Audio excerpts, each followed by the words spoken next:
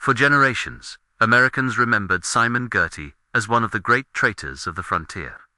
A man whose name drifted through stories told in cabins across Pennsylvania, Kentucky, and the Ohio Valley, usually accompanied by warnings about raids, burned settlements, and the terrifying uncertainty of the wilderness during the years surrounding the American Revolution.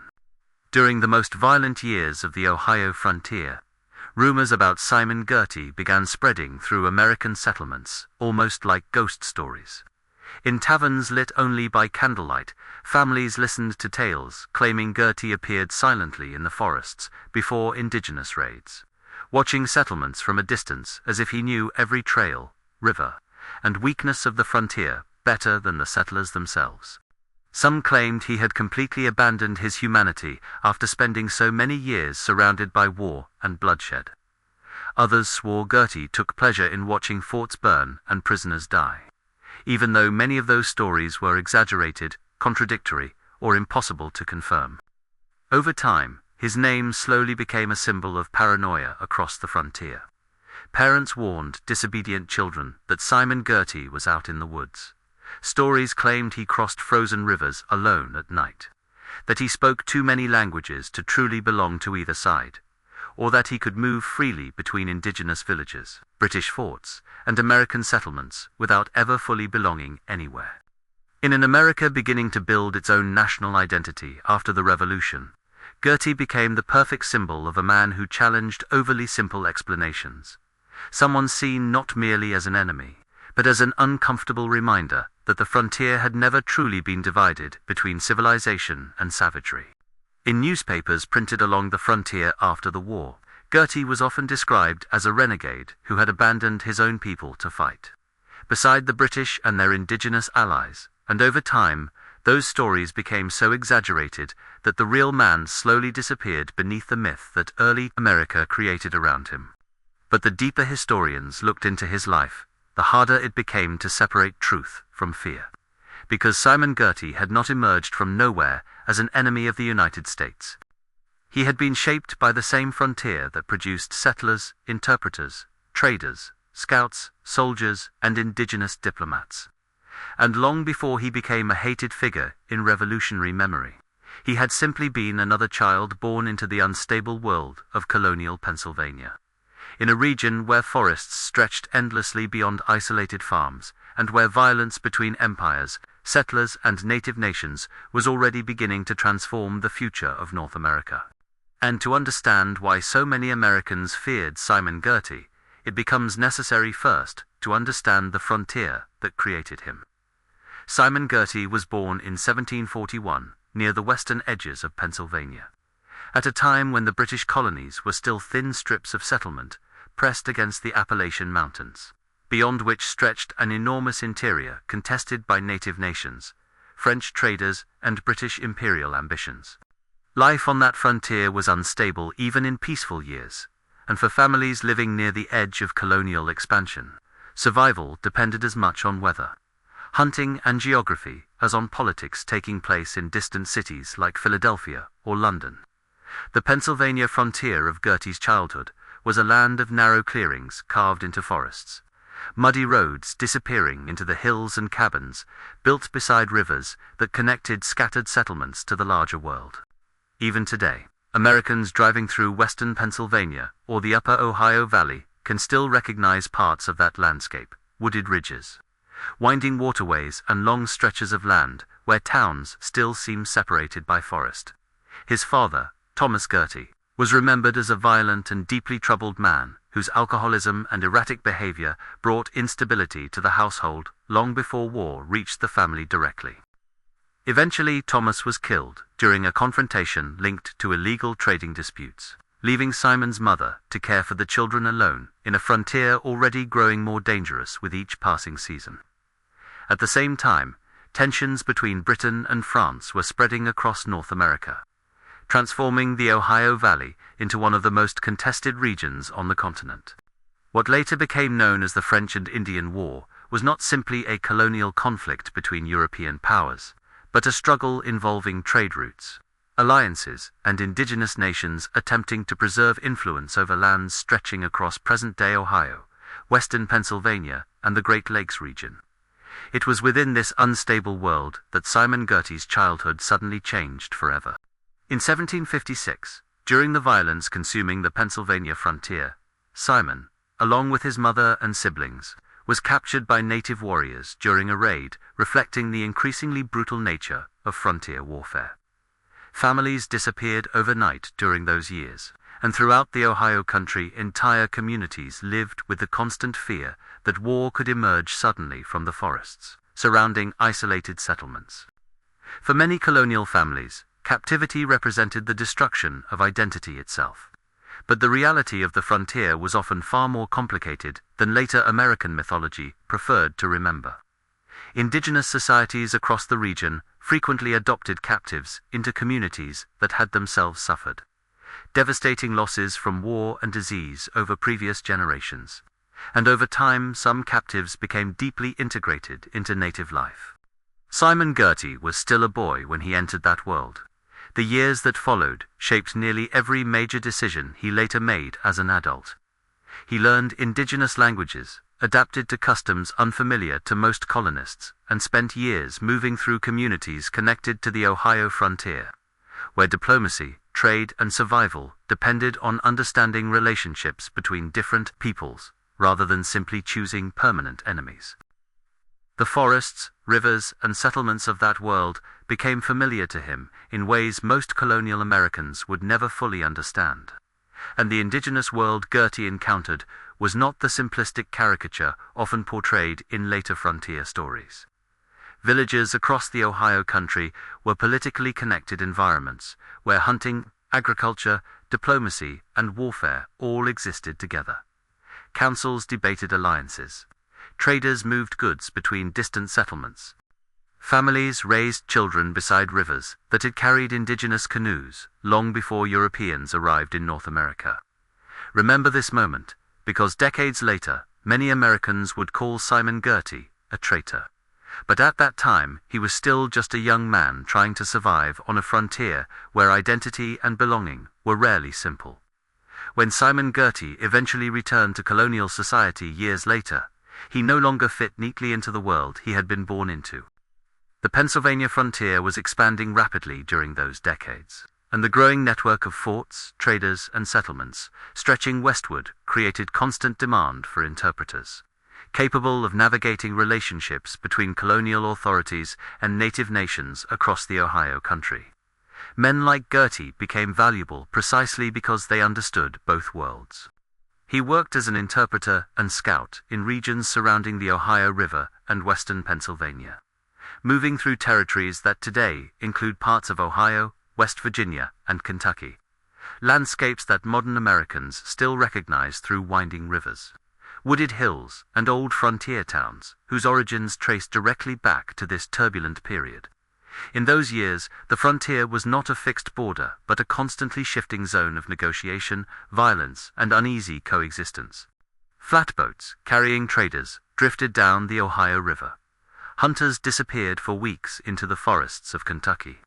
Fur traders exchanged goods in rough settlements scattered across the interior. And everywhere along the frontier, tension continued growing between colonial expansion and indigenous nations attempting to preserve their lands. Among the figures trying to maintain some form of stability during this period was Cornstalk, one of the most respected Shawnee leaders of the 18th century. Cornstalk was known not only as a war leader, but as a diplomat who spent years attempting to avoid a full-scale conflict between native nations and colonial settlers in the Ohio Valley, believing endless war would eventually destroy both sides. But as more settlers crossed the Appalachians and entered Kentucky and the Ohio country, men like Cornstalk found diplomacy becoming harder to sustain. Simon Girty witnessed this transformation firsthand. By the early 1770s, the Ohio frontier was changing faster than ever before. Hunting trails used for generations by native communities slowly became roads for settlers, and temporary camps gradually turned into permanent settlements. The forests of Kentucky, once visited mainly by indigenous hunting parties and traders, began attracting waves of land speculators and colonial migrants searching for opportunity beyond the mountains.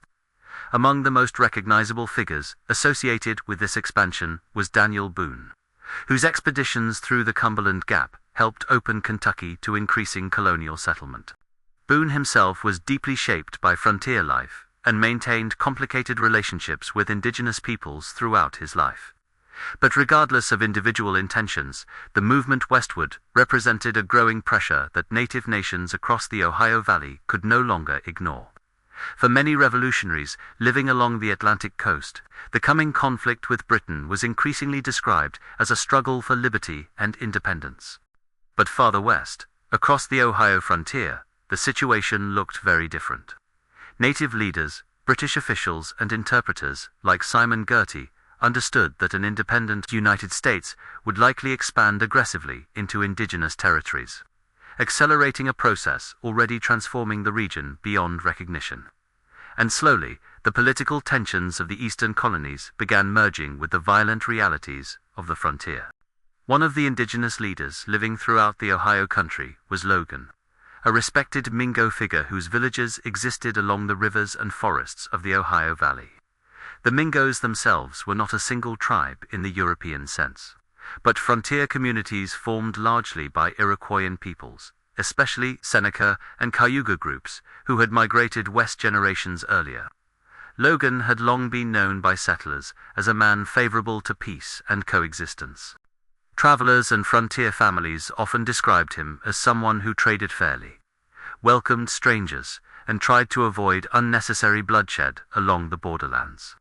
But in 1774, during the growing tensions that would erupt into Lord Dunmore's War, members of Logan's family, including women and children, were murdered by frontier militiamen along the Ohio River. Something broke inside him after that. The man, once known for seeking peace, began leading retaliatory attacks across the frontier. And for many indigenous communities, the killings became yet another reminder that treaties and diplomacy could disappear overnight along the American borderlands. When negotiations finally began to end the conflict, Logan refused to appear before the colonial authorities personally. Instead, he asked Simon Girty to memorize and deliver his words exactly as spoken. Girty listened as Logan described how he had once welcomed white settlers into his own home, only to later watch his family disappear in bloodshed and revenge. And at the end of the speech, Logan spoke words that Simon Girty would likely carry with him for the rest of his life. Who is there to mourn for Logan? Not one. When the American Revolution finally erupted, Simon Girty initially worked with the revolutionary side, but distrust surrounded him almost immediately. Men who had spent years living among native nations were often viewed with suspicion by colonial authorities, especially during wartime, and Girty's deep familiarity with indigenous communities made many revolutionaries uncertain about where his loyalties truly belonged. At the same time, British officials in Detroit were working intensely to strengthen alliances with native nations throughout the Ohio Valley. One of the central figures behind that strategy was Henry Hamilton, an Irish-born British officer appointed Lieutenant Governor of Detroit by the Imperial Administration in Quebec. Hamilton believed that maintaining British influence in the West depended heavily on cooperation with indigenous nations resisting American expansion. And from Detroit, he coordinated diplomacy, military strategy, and frontier alliances across enormous portions of the interior. Detroit itself had become one of the most important political centers of the western frontier. Traders, soldiers, interpreters, and indigenous diplomats moved constantly through the settlement beside the Detroit River, where British officials attempted to preserve influence over the Great Lakes and the Ohio, while revolutionary forces pushed westward. American revolutionaries hated Hamilton. Patriot newspapers eventually began referring to him as the hair buyer general, accusing him of paying native warriors for American scalps. Though historians still debate how much of that reputation reflected reality and how much emerged from wartime propaganda designed to inflame anti-British sentiment along the frontier, Simon Girty was entering that world at exactly the moment when compromise between the sides was becoming nearly impossible. And eventually, he made the decision that would define the rest of his life. He left the revolutionary side and traveled to Detroit, aligning himself with the British and with native nations resisting American expansion into the Ohio country. From that moment forward, the legend of Simon Girty, the traitor, truly began. Throughout the war years, Girty became one of the best-known frontier interpreters and intermediaries, operating between British officials and native nations allied against the Americans. His knowledge of the Ohio Valley, his familiarity with indigenous languages, and his ability to move across different frontier communities made him enormously useful during a conflict increasingly spreading into settlements scattered across Kentucky and western Pennsylvania. But as violence intensified, stories surrounding Girty also grew darker. American settlers blamed him for raids, massacres, and attacks carried out across the frontier, and over time his name became attached to fear itself. Families living in isolated cabins along the Ohio River often heard rumors that Girty had been seen nearby, and whether those rumors were true or not almost ceased to matter, because the myths surrounding him had become larger than the man. Yet, the frontier itself had become brutal beyond simple morality. Settlements burned on all sides. Indigenous villages were destroyed in retaliatory expeditions. Entire communities fled through forests and across rivers as the war transformed the Ohio country into one of the most violent regions in North America. And within that chaos, Simon Girty increasingly ceased to belong fully anywhere. One of the events that most damaged the reputation of Simon Girty took place in 1782. During the execution of Colonel William Crawford, after his failed campaign against indigenous communities in the Ohio country, Crawford was handed over to warriors who had lost family members during years of violence along the frontier, and his death quickly became one of the most shocking and widely discussed events in the American West during that era. Because Girty was present among the British and Indigenous allies during the execution, stories soon spread claiming he mocked Crawford while the officer begged for mercy. Some accounts portrayed Girty almost as a man completely devoid of compassion, further feeding the dark legend already surrounding his name in American settlements. But like many frontier stories, different versions circulated over the decades, blending trauma, propaganda, and popular memory together. What remained was the image of Girty as a symbol of a brutal border war, where violence had long since blurred any simple distinction between heroes and villains. Among the men operating beside Girty during those years was Alexander McKee, another frontier figure whose life reflected the complicated loyalties of the Ohio Valley. McKee had once worked closely with colonial authorities in Pennsylvania, before eventually siding with the British during the Revolution, believing American expansion threatened to destabilize indigenous alliances and destroy the fragile political balance of the frontier. Like Girty, McKee understood that the Ohio country was not simply empty land waiting to become American territory. It was already a deeply interconnected world of native nations, trade routes, hunting grounds, and diplomatic relationships existing long before the United States emerged as an independent nation. And among the indigenous leaders rising during this increasingly violent period was Blue Jacket, a Shawnee war leader who became one of the central figures resisting American expansion into the Ohio Valley after the Revolution.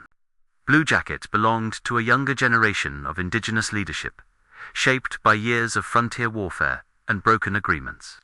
And unlike earlier leaders who still hoped diplomacy might preserve stability, many warriors of his era increasingly believed armed resistance would be unavoidable. Simon Girty moved through all of these worlds simultaneously. After the Revolution ended, the United States celebrated independence and began expanding more aggressively into the western frontier. But for many people living in the Ohio country, the violence did not simply disappear with the end of the war against Britain. Instead, conflict over land, migration, and indigenous resistance continued shaping daily life throughout the region. By then, Simon Girty had already crossed too far into the British and indigenous world to return comfortably to American society. In 1784, he married Catherine Malott, a young woman whose own life reflected the complicated realities of the frontier. Like many people living around Detroit and the Great Lakes after the Revolution, Catherine had also experienced captivity and displacement during the violent decades reshaping the interior of North America. Together they built a family within British Canada, far from the rapidly expanding American frontier that continued portraying Girty as a monster in popular memory. And this part of his life rarely survived inside the American myth. The feared renegade of frontier stories was also a husband, a father, and eventually an aging man attempting to sustain a family, while the world that had created him slowly disappeared. Long Canadian winters passed beside small frontier homes, while roads and settlements continued spreading farther south across Ohio and Kentucky. The son of a violent Pennsylvania frontiersman who had once moved between indigenous villages, British forts and contested borderlands, now found himself growing old, far from the center of history. As the years passed, Simon Girty gradually faded from the center of frontier history, while the United States continued growing westward across the very lands that had once been so violently contested. Settlements expanded across Ohio and Kentucky. Native resistance weakened under continuous pressure, and the frontier world that had shaped Girty's entire life slowly vanished beneath roads, farms, and new American towns. By the early 19th century, he was living quietly in Canada, increasingly isolated from the world that still remembered his name with hatred. His health deteriorated, his eyesight failed, and the once feared figure of the Ohio frontier eventually became an aging man, living far from the lands where his reputation had been created. He had survived frontier wars, captivity, revolution, political collapse, and decades of violence stretching from Pennsylvania to Detroit and the Ohio Valley, living long enough to watch the world of his youth slowly disappear. The forests and contested borderlands that had once defined the frontier gradually gave way to farms, roads, and expanding American settlements, while many of the indigenous nations that had fought to preserve their lands found themselves pushed farther west, or trapped in. By the time Girty died in 1818, at around 76 years old, the United States itself was becoming something far larger and more stable than the fragile chain of colonies into which he had been born decades earlier. He did not die in battle, nor in glory, and not as the legendary monster imagined by early American memory, but as a complicated survivor of one of the most violent transformations in North American history.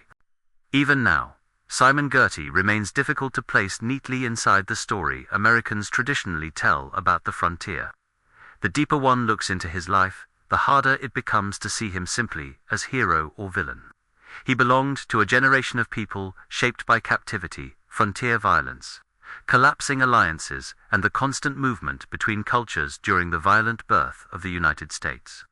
By the end of his life, the world that had formed him was already disappearing. The forests, villages, trading paths, and fragile diplomatic networks of the old Ohio frontier were being replaced by roads, farms, expanding towns, and a growing American nation that no longer had space for men like Simon Girty, except as myths, warnings, or enemies in old frontier stories. If you enjoy stories about the people shaped by early America, subscribe to Primordial Lands.